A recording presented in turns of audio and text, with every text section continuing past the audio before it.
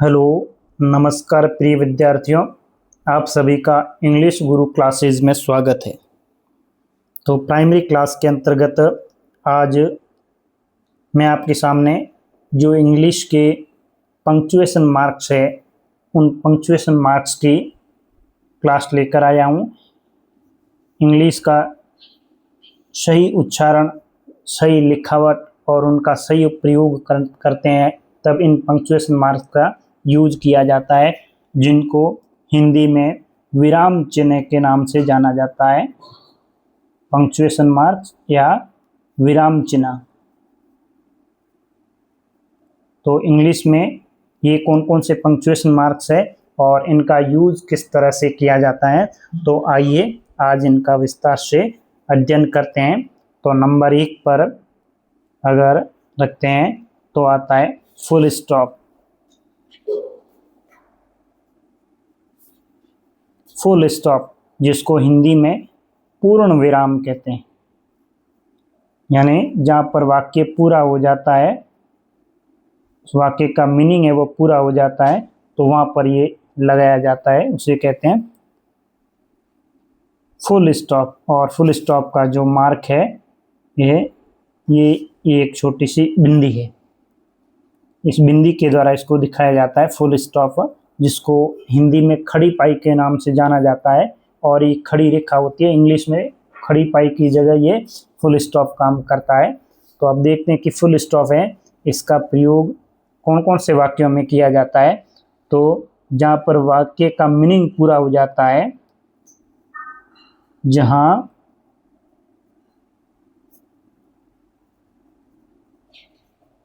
वाक्य पूर्ण हो जाता है,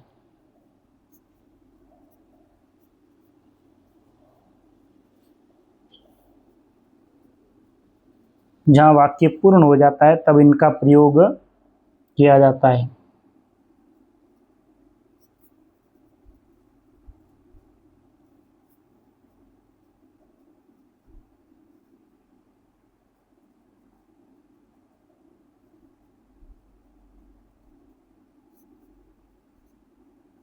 अब कौन कौन से वाक्यों में प्रयोग किया जाता है, तो ये विशेषकर ध्यान रखें। अफर्मेटिव जो सेंटेंस है ये अफर्मेटिव,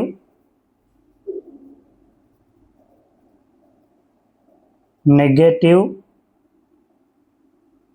और इम्पेरेटिव।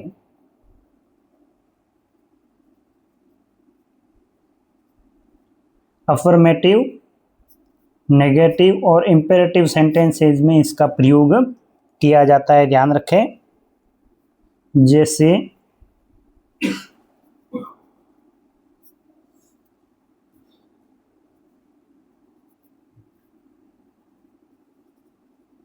रमेश विल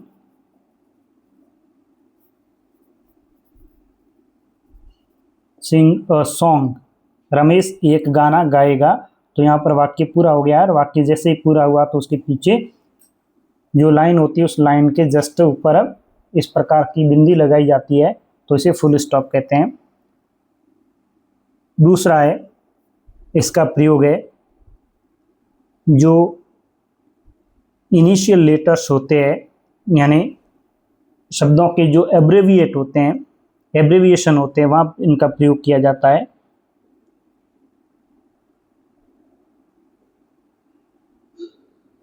जिसको कहते हैं शॉर्ट फॉर्म, यानी जहाँ पर शॉर्ट फॉर्म लिखी जाती है वहाँ पर इसका प्रयोग किया जाता है।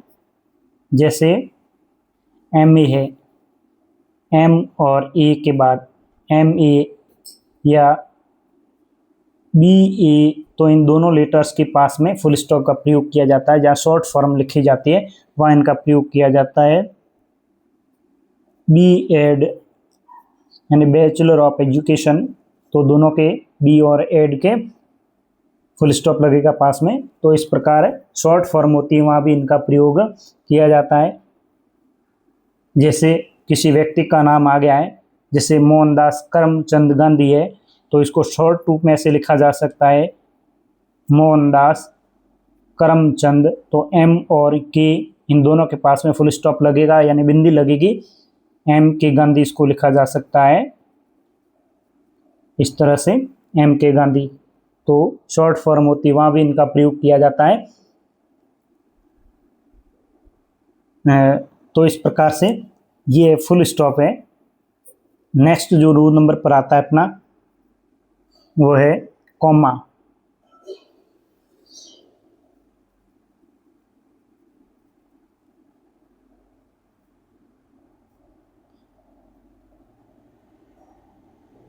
कॉमा को हिंदी में अल्प विराम कहते हैं। बिंदी होती है वो पूर्ण विराम है, और ये कॉमा है अल्प विराम है, और इसका चिन्ह होता है इस तरीके से, ये इसका चिन्ह होता है, ध्यान रखें, कॉमा। अब देखिए कॉमा का प्रयोग कहाँ किया जाता है, जहां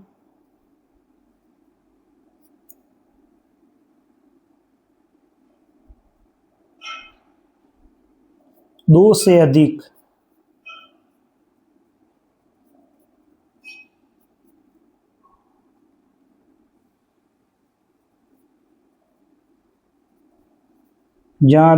अधिक रिलेटिव अगर शब्द आते हैं,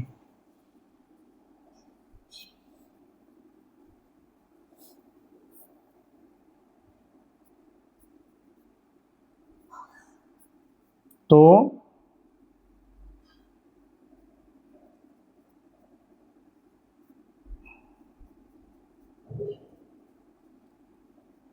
उनका उच्चारण करते समय, यानी उनको बोलते समय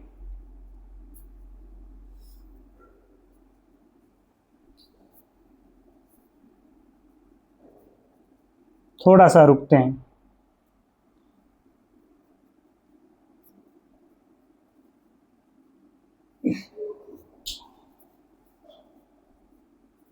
तब इसका प्रयोग होता है।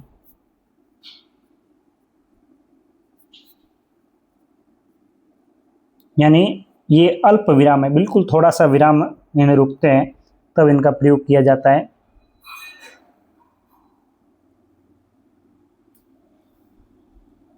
जैसे यानी वाक्य में अगर इनका प्रयोग करके देखें तो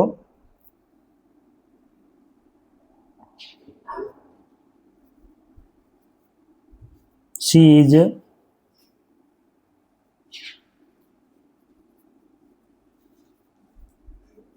इंटेलिजेंट, कॉमा ऑनेस्ट,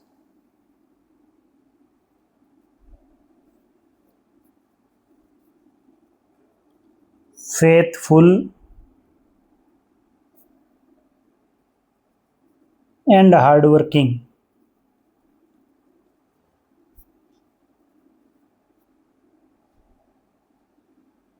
यहाँ पर वाक्य पूरा हो गया, वहां पर फुल स्टॉप आ जाएगा। तो इनके बीच में अपन बोलते समय थोड़ा सा रुकते हैं। She is intelligent, honest, faithful and hard working. तो थोड़ा सा बीच में रुकावट आती है, तब इस कॉमा का प्रयोग किया जाता है।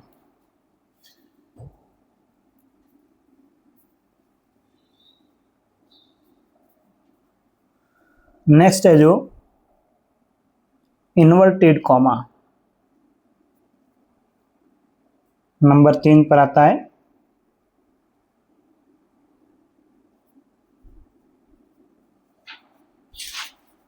इन्वर्टेड कॉमाज,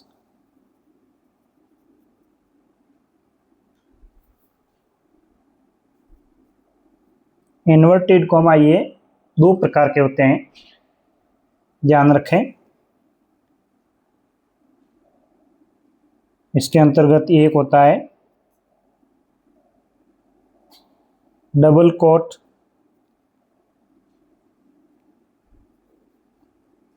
और एक होता है सिंगल कोट।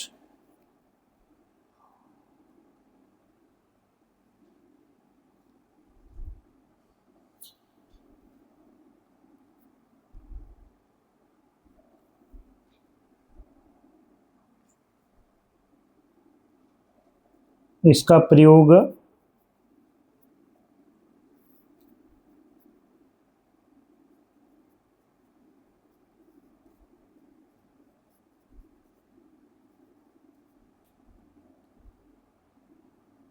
किसी विशेष बात या कथन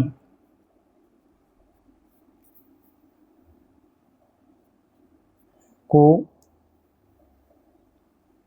कोट किया जाता है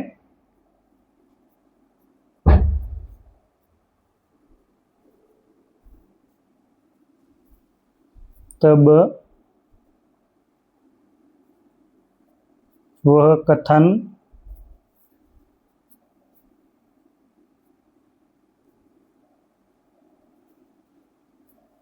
इन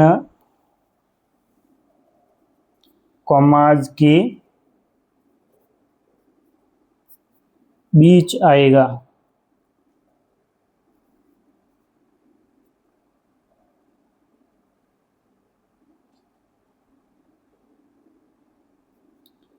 दूसरा, इसका प्रयोग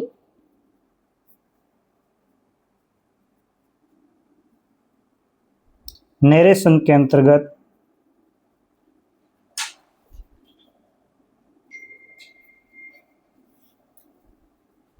या नरेशन में किया जाता है।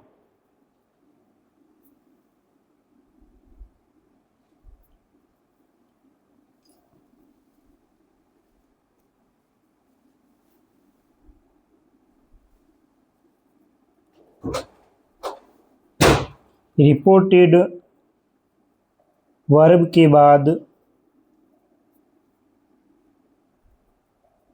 जो रिपोर्टेड स्पीच होता है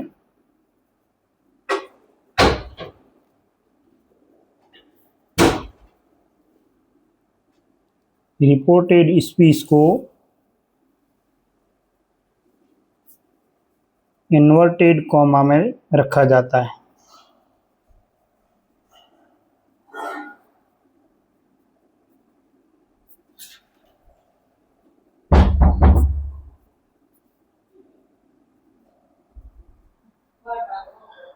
जो रिपोर्टेड वर्ब और रिपोर्टेड स्पीच होता है उसको डायरेक्ट नरेशन के अंतर्गत जब बात की जाती है तो रिपोर्टेड जो स्पीच होता है उसको इन्वर्टेड कॉमा के अंतर्गत रखा जाता है। जैसे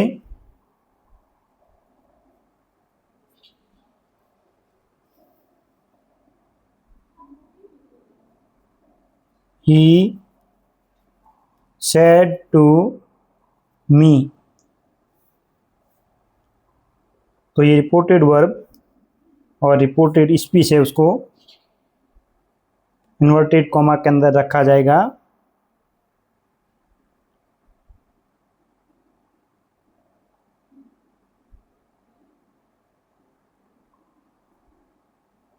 I am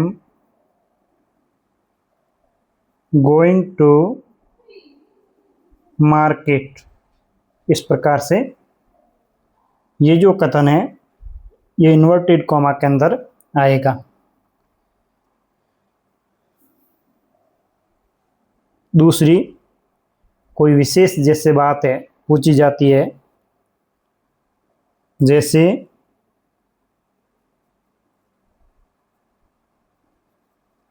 have you read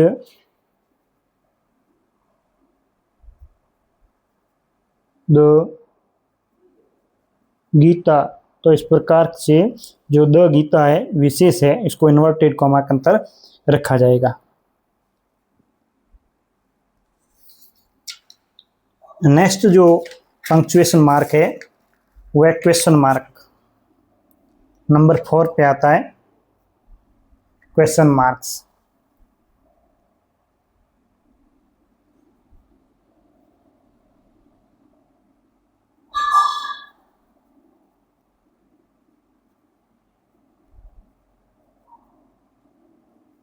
question marks इसको इस प्रकार से लिखा जाता है जिसको हिंदी में प्रश्नवाचक चिन्ह कहते हैं।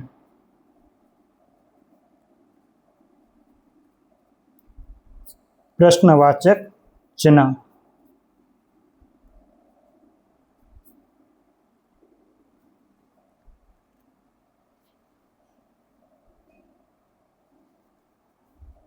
इसका प्रयोग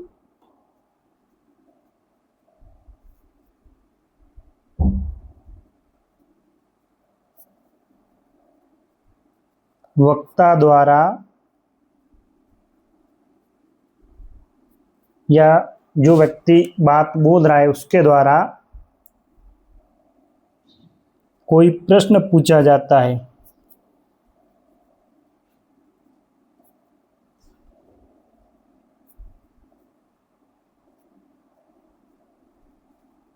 तब किया जाएगा।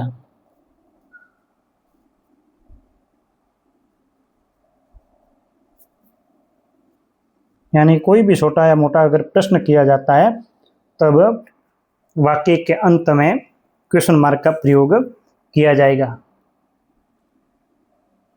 जैसे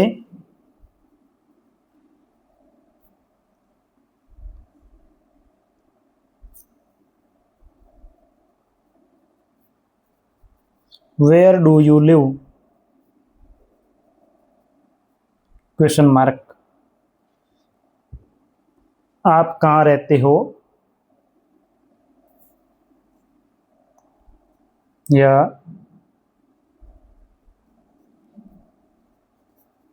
विल यू कम टुडे, क्या आप आ जाओगे। तो इस प्रकार से ध्यान रखें, जो जहाँ पर प्रश्न किया जाता है तो वहाँ पर प्रश्न पूछा जाता है तो इस क्वेश्चन मार्क का प्रयोग किया जाएगा। ध्यान रखें, इसका प्रयोग तभी किया जाएगा जब पहले या तो हेल्पिंग वर्ब हो या WH वर्ड हो। अगर हेल्पिंग वर्ब या वाक्य के अंदर WH वर्ड पहले आ गया है तब क्वेश्चन मार्क का प्रयोग होगा। ये ध्यान रखें, जो जितने भी हेल्पिंग वर्ब है ध्यान रखें, उन हेल्पिंग वर्ब अगर वाक्य की शुरुआत में आ रही है या WH वर्ड आ गया है तो वाक्य के अंत में क्वेश्चन मार्क का प्रयोग होगा। नेक्स्ट है 5th number, apostrophe.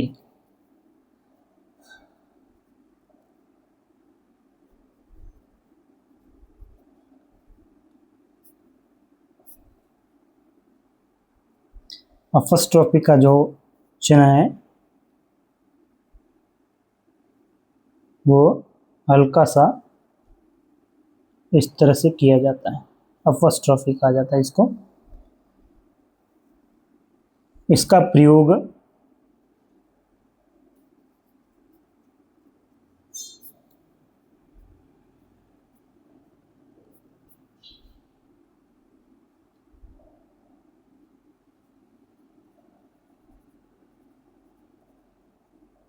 Possessive sentences है या पजेसिव केस है उनमें किया जाता है।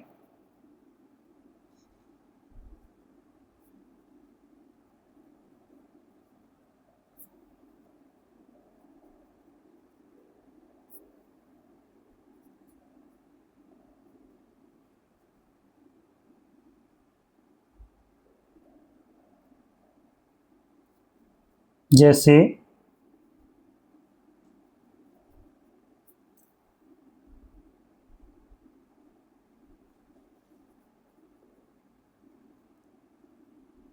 रवीज,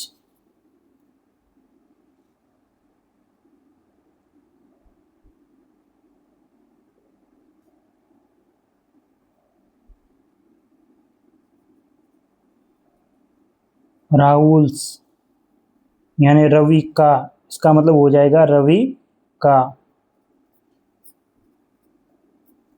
राहुल्स मतलब राहुल का।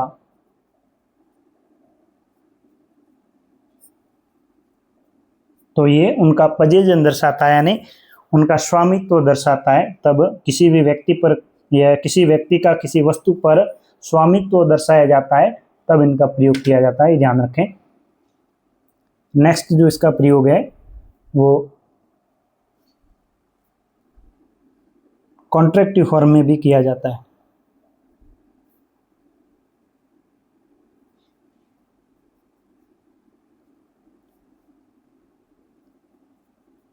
कॉन्ट्रैक्टिव फॉर्म है उनमें भी प्रयोग किया जाता है।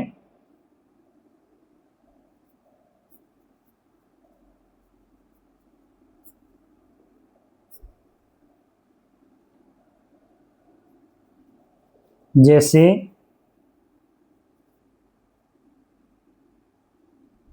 डू प्लस नॉट, यानी डू और नॉट को साथ में मिलाते हैं तब डोंट हो जाता है। तो यहाँ पर ये अपोस्ट्रोफी का प्रयोग किया जाएगा। डू नॉट या does not, does plus not है तब हो जाएगा डजंट। इस प्रकार से अपोस्ट्रोफी का यूज किया जाएगा।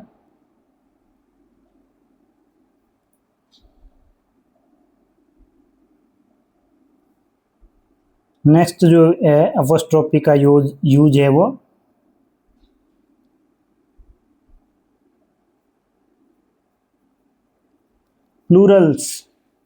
Plurals of एब्रेविएशन। जो एब्रेविएशन है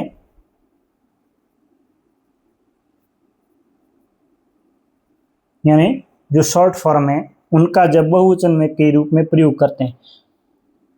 प्लूरल्स ऑफ एब्रेविएशन यानी एब्रेविएशन का जब बहुवचन के रूप में प्रयोग किया जाता है तब इसका प्रयोग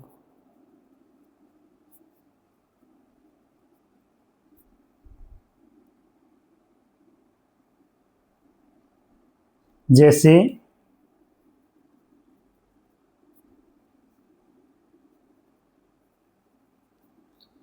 मैनी एमेज, यहाँ पर किया जाएगा many MAs and BAs are unemployed.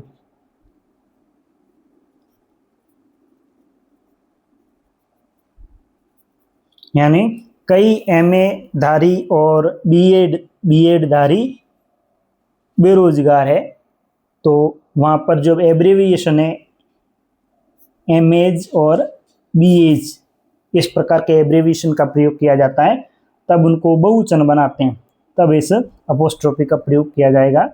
ये महत्वपूर्ण है, ध्यान रखें। तो इस प्रकार से ये 5 हो गए। और नेक्स्ट है जो हमारा कैपिटल लेटर्स। 6th जो पंक्चुएशन मार्क है वो है कैपिटल लेटर्स। तो कैपिटल लेटर्स का प्रयोग कहाँ करते हैं, ध्यान रखें।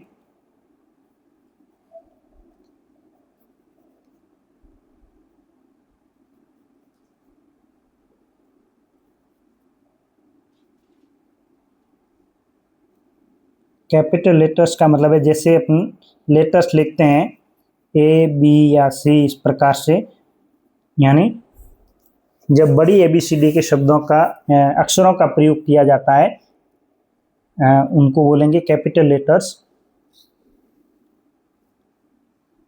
इनका प्रयोग कहाँ कहाँ किया जाता है तो ध्यान रखें। एट द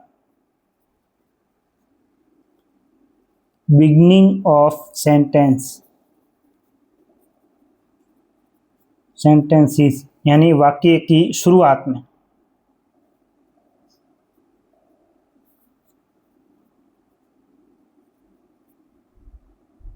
वाक्यों के शुरुआत में।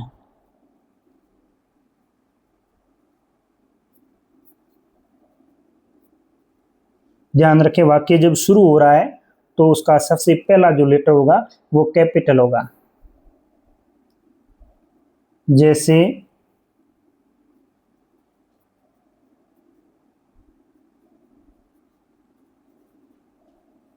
ही गोज टू स्कूल, वो स्कूल जाता है। तो वहां पर ध्यान रखें जो शुरुआत हो रही है वो कैपिटल लेटर से होगी। नेक्स्ट है जो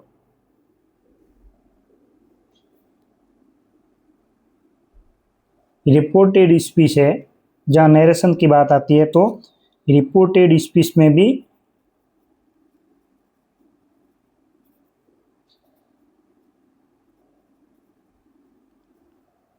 यानी जो डायरेक्ट कथन होता है उसके अंतर्गत एक शुरुआत में रिपोर्टेड वर्ब और जो इन्वर्टेड कॉमा है उसके अंतर्गत होता है रिपोर्टेड स्पीच है, उसको हमेशा जो कॉमा के अंदर बात लिखी जाती है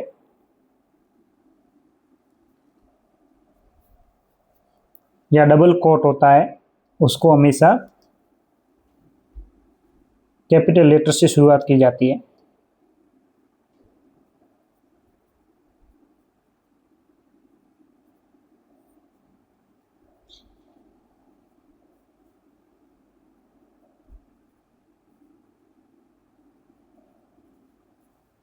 कॉमा के अंतर्गत आने वाले वाक्य का प्रथम लेटर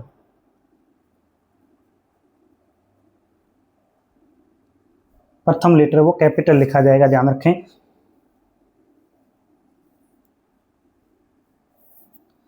नेक्स्ट है अगर प्रॉपर नाउन है,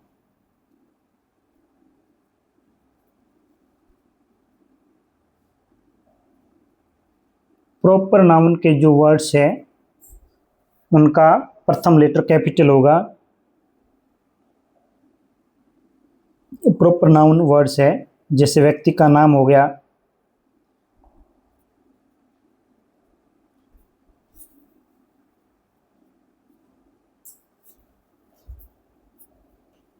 तो इनको अगर कोई व्यक्ति का नाम आता है तो उसको हमेशा कैपिटल लेटर्स में ही लिखेंगे, कभी भी उसको स्मॉल लेटर्स से शुरुआत नहीं करेंगे। शुरुआत का जो फर्स्ट लेटर होगा वो कैपिटल होगा।